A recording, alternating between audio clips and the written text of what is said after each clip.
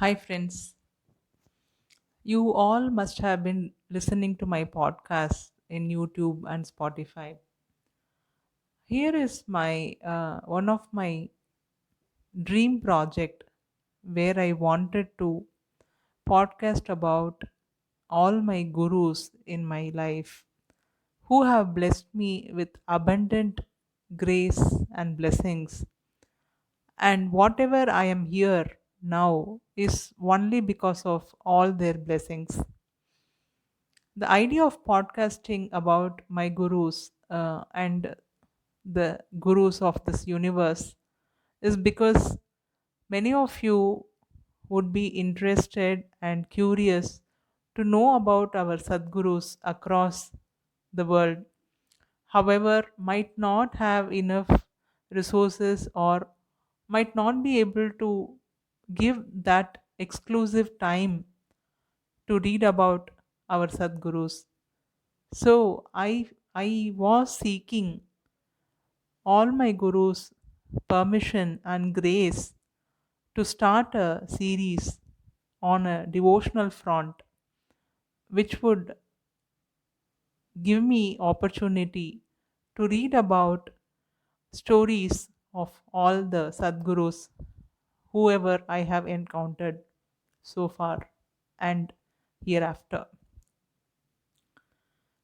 Today being Thai Hastam, the Jayanthi of my very initial Sadgurus, Sri Seshadri Swamigal, and it happened so that article came to me in one of the social media. I felt that my Sadguru is asking me to start this series with this story about him, Sri Seshadri Swamigal. By their grace, I hope that I continue this journey ceaselessly and bring forth many stories about them and through which keep blessed in the spiritual front. Thank you. Here it is. The Bhagavan Sri Krishna in the Srimad Bhagavad Gita promises to manifest himself again and again whenever there is a decline in dharma and there is oppression of the righteous. The Lord manifests as the numerous saints time and again to uphold dharma and to wean away the people from the influence of the adharmic forces. One such avataram of the Lord is Mahan Sri Seshadri Swamigal of Tiruvannamalai. In the holy town of Tiruvannamalai, presided over by Lord Shiva himself, in the form of the holiest of holy hills, Arunachala, there is no dearth of saints who add to the glory of the temple town from time immemorial. However, very few of the distinguished saints have left a mark in the history of the holy city like Sri Seshadri Swamigal. There is hardly any shop or establishment or house which does not have a picture of the saint adorning the wall or the altar of worship even to this day, well after 9 decades of the Swami attaining Mahasamadhi in 1929. Swamigal, along with Sri Ramana Maharishi, were considered to be the two most eminent saints of the last century, whose feet tread the holy mountain and city of Tiruvannamalai.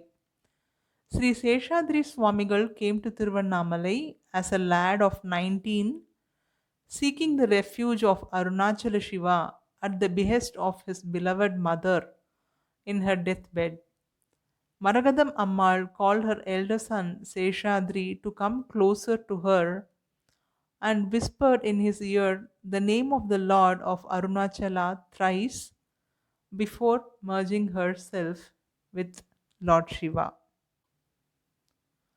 Birth of Sri Seshadri Swamigal.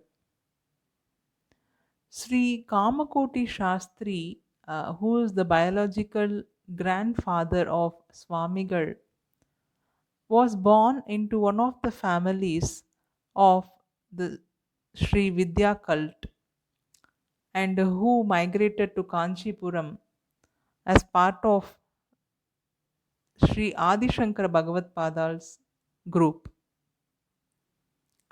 He adopted a daughter from his brother, a girl named Maragadam, and in appropriate time, Kamakoti Shastri started to search for a husband for this beautiful leaned girl and selected Varadarajar, one of his students.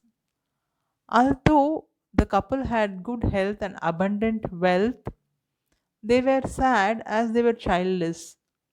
Finally, one day, heeding the prayers of this pious family, the goddess Sri Kamakshi gave a dream to the daughter's adoptive father, Kamakoti Shastrigal. In due course, on January 22, 1870, a child was born. It was Thai Hastam. People around said that radiant child was an ornament of Sri Kamakshi Devi, a pet child of the goddess, and born because of the parents' tapas. Even from his earliest years, the child Seshadri would perform pujas, sing prayers with concentrated devotion, sit in meditation, and go off into spontaneous trances. He was neither interested in games nor displayed negative characteristics. Everyone regarded the boy as a divine child. It was about this time an incident occurred that thereafter gave Seshadri his nickname Golden Hand or Tangakkai in Tamil. One day, 4-year-old Seshadri and his mother stopped at a shop full of bronze castings of the gods. While at the shop, the young lad picked up a statue of Krishna and asked his mother to buy it so he could perform Krishna Puja. The trader, thinking that the radiant child himself resembled the Lord Krishna, gave the idol and refused any payment. The next day, the trader proclaimed the boy to be most lucky, as the whole consignment of 1,000 statues had been sold in one day just because of the young boy's touch. News of this incident spread quickly through the town, and from that moment, the young boy was known as the one with golden hand, Tangakkai. Upanayanam. In his 5th year, young Seshadri was initiated at an auspicious ceremony attended by many scholars, and on the same day started to attend Patashalas in Kanchi.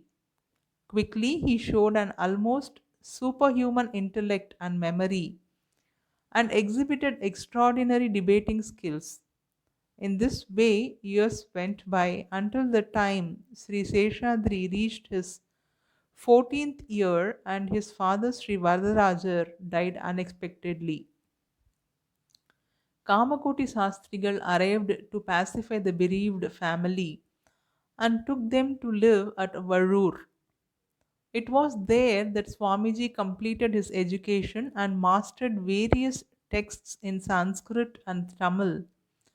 The whole Vedanta with three primary texts Gita, Upanishads, and Brahma Sutras, besides Vedas, Nyaya, and Vyakarna. He had also mastered music and astrology.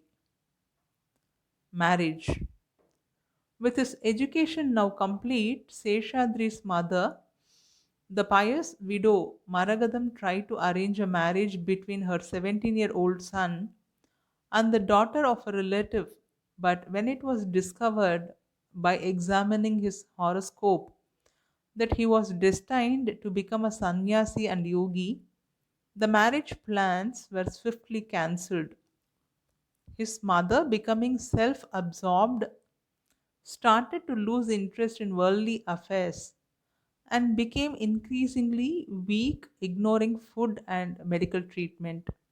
One day, she called her son to her and predicted her death for the next day and arranged for him to hand on his chest. She called out, Arunachala, Arunachala, Arunachala, and laid herself on his lap and passed away. After both his parents had passed away, Seshadri's uncle, who was childless, gladly took charge of Seshadri and the younger brother Narasimha Josiar. In his room, Seshadri did numerous pujas and continuous japa to pictures of Sri Kamakshi, Lord Ram, and to one of his own drawings of Arunachala Hill. He would lock himself up in his room at 5 in the morning and refused to come out before noon. He regularly fasted and could often be heard shouting, Arunachala, Shonadri Nata, or reciting Vedic hymns late at night. His uncle and aunt were frightened by his strange worship and begged him to stop, but Seshadri would not listen. At the age of 19, he met Sri Balaji Swamigal, a wandering saint from North India, who gave Seshadri sannyasa and instructed him in the Mahakavyas. This was the only guru and formal diksha Seshadri is known to have had. Shortly after Seshadri started to travel to various spots in Tamil Nadu, eventually ending up at Tiruvannamalai. He arrived at Arunachala at the age of 19. I'll stop here for this episode. Let us continue in the next episode how Swamigal came to Tiruvannamalai and all the unique and best miracles he had performed. See you there.